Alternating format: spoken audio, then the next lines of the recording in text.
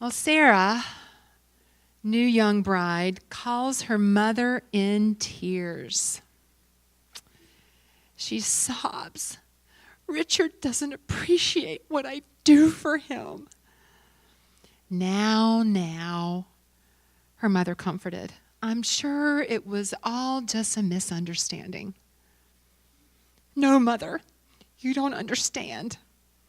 I bought a frozen tofurkey roll, and he yelled and screamed at me about the price." "Well, the nerve of him," says her mom. "Those tofurkey rolls are only a few dollars." "No, Mother, it wasn't the price of the tofurkey. It was the airplane ticket." "Airplane ticket? What did you need an airplane ticket for?" "Well, Mother, when I went online to see how to make it, I looked at the recipe and it said, 'Prepare from a frozen state,' so I flew to Alaska."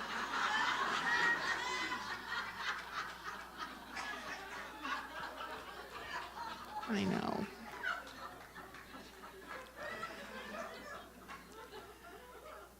Thank you for just humoring me.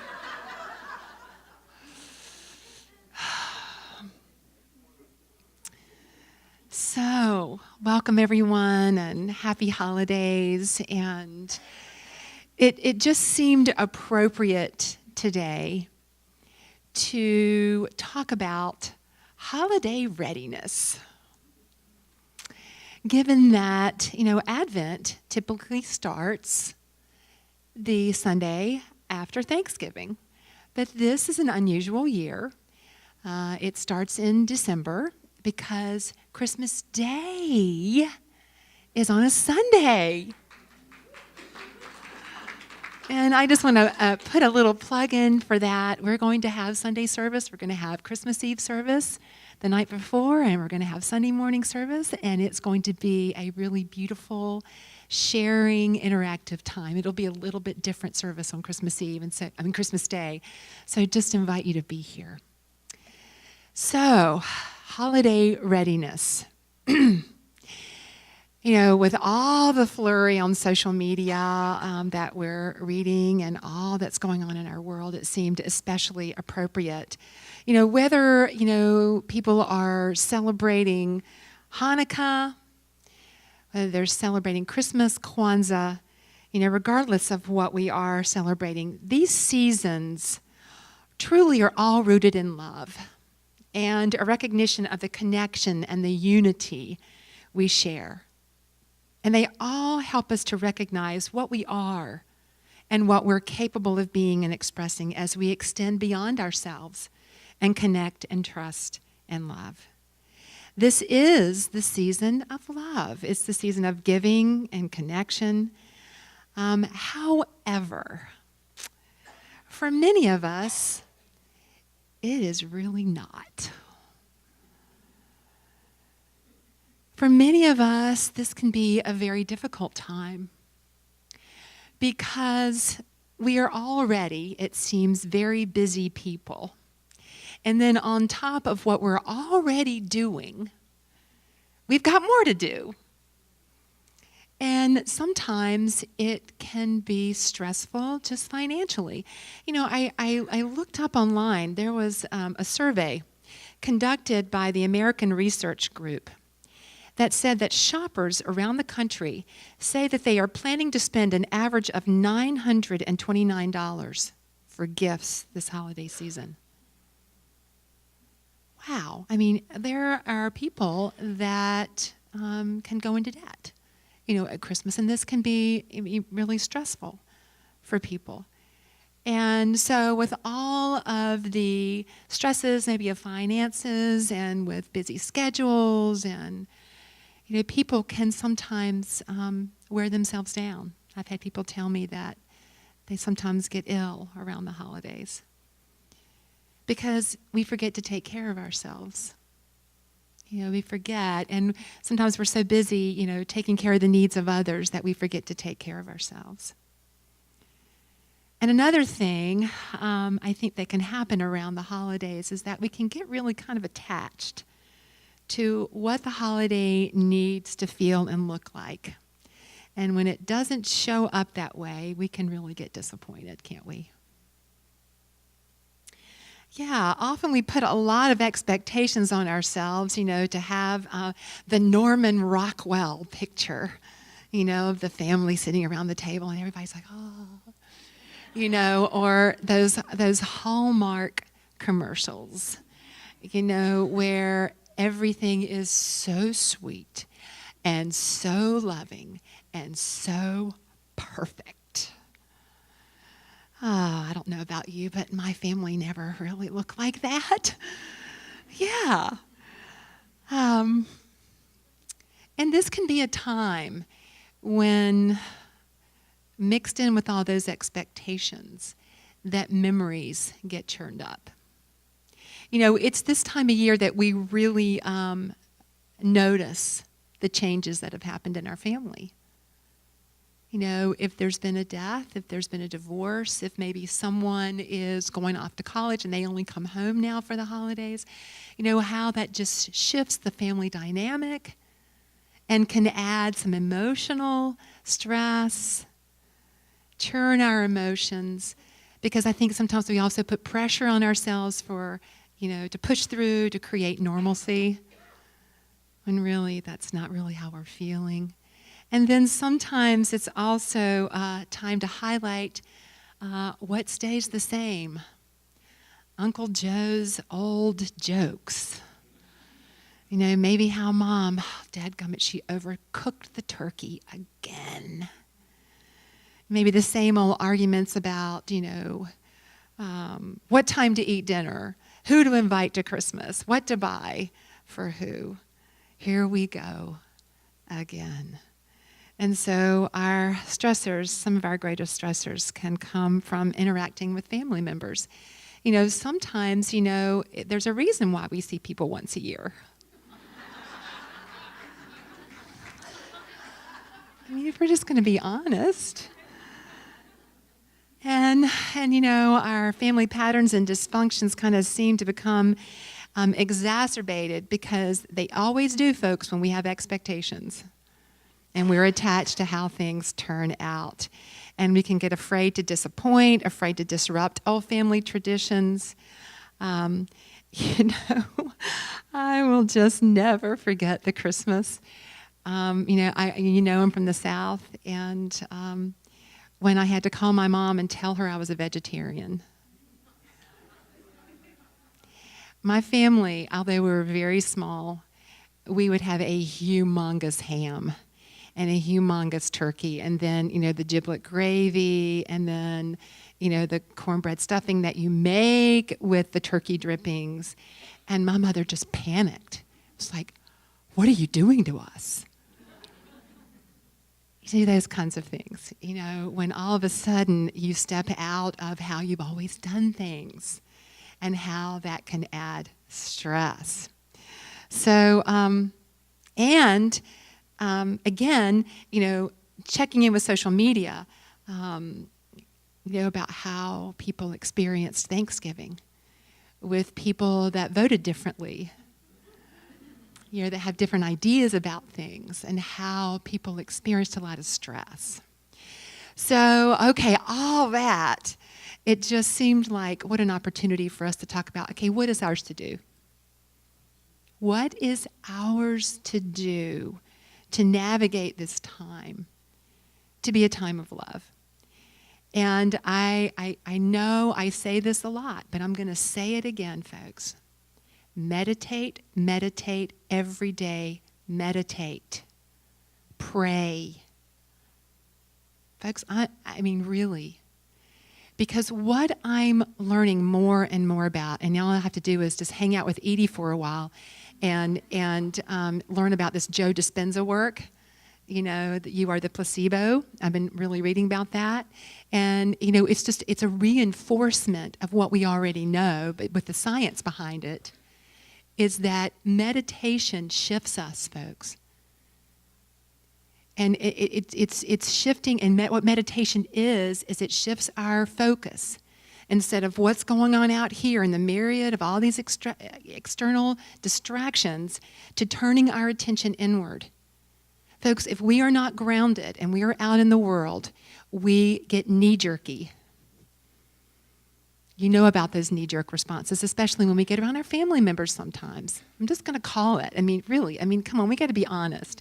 This is a time which really beyond a time that I can remember in years, for us to be in the present moment, to be grounded. And I don't know of a better tool than meditation, and to incorporate it into your life as a practice. So meditation and prayer, and I define prayer, we live knowing. Pray, just pray, hold knowing of what's true, folks. In the midst of all that appears to be divisive right now, affirm in your prayer what is true. Love always wins. Love prevails. Love is the only presence and power, folks, regardless of how it's looking out there. This is a time for us to know this. And as we go into the holidays, yes, meditate, every day meditate. Hear my voice when you wake up in the morning. Your worst nightmare. Meditate, every day meditate. And then I invite you and encourage you to set an intention for the holidays this year. Set an intention. What's your intention? As you do your shopping, as you participate in activities, as you sit next to Aunt Bertha at the table. I had an Aunt Bertha and an Aunt Una, and I love to use their names because it just makes me laugh. So Aunt Bertha and Aunt Una on either side of you, and maybe they feel differently than you do about how the election turned out, about about recycling or whatever it is. Set an intention of how you're going to be, and bring that into your meditation every day, and live into that every single day. So we do not go into knee-jerk, because truly, when we're conscious, we can make conscious choices. And folks, when we meditate, we are more likely to be in the present moment, to be able to access a conscious choice. So, prepare yourself for the increase in activity and responsibilities. Plan time for yourself, no matter what. Take care of yourself, no matter what. It's a must. Even if there's pressure not to, do it anyway. Go take a walk. Go meditate. Go to your exercise class. Take care of yourself. And prepare yourself for things not rolling the way you might like them to. Yeah, you may have some thwarted expectations or disappointments. This is an opportunity to get clear what matters. What's your intention? The best way to divert drama is for you to stay clear what's important. Because, see, you're not going to get into drama because you are so present. You're grounded. You're clear. Right? Right. Yes. And I invite you to possibly talk things out with your family members beforehand. Things can't be different if we don't communicate with each other. So, is there a conversation that you need to have? And see, when you're conscious and you're grounded, you can be mindful of your words and mindful of the consciousness in which you embark in these conversations. And remembering to take care of yourself, you have to release disappointing others if you need to take care of yourself. Yes, prepare yourself to be with family members that think differently than you think, folks. Really, This is the year, it seems, for that to be a hot topic. And so, as before you sit down at the table, before you walk in the door, on your drive over to wherever you're going to break bread with your family, if you know that people are going to think differently, or they're just in their drama, or whatever it is, you can be the change. You don't have to change anyone, but you have changed, see. You're grounded, you're conscious, you're breathing. And remember what we talked about in Living Originally, compassionate communication, bringing forth listening, kindness, appreciation, respect. Yes, folks, we can do this. We are the light. And allow yourself to enjoy this time. You know, I just think with all that's going on right now, you know, this holiday season can be the way to prepave the next year. This is the season of love and giving.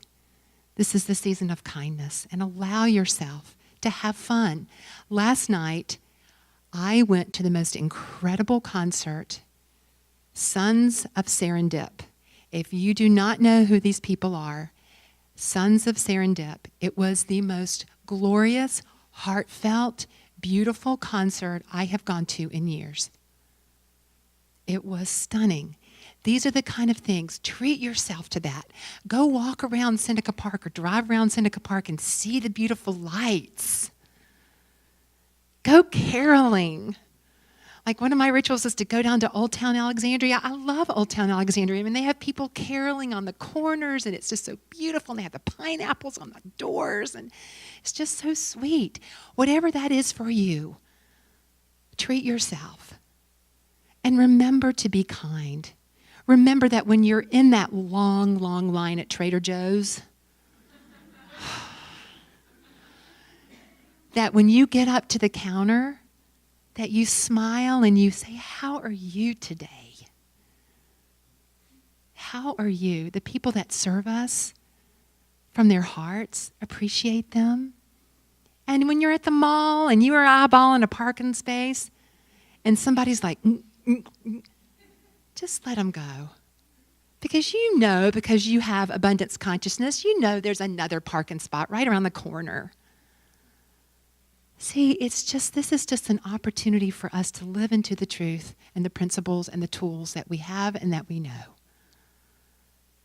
Merry, Merry Christmas. May this be a time of unbounded joy and heart connection and giving and community. Yeah, so take a deep breath. And so let's affirm together a consciousness of love and present moment awareness is my greatest preparation for the holidays. I experience a season filled with joy and heartfelt connection. And so it is. And so it is.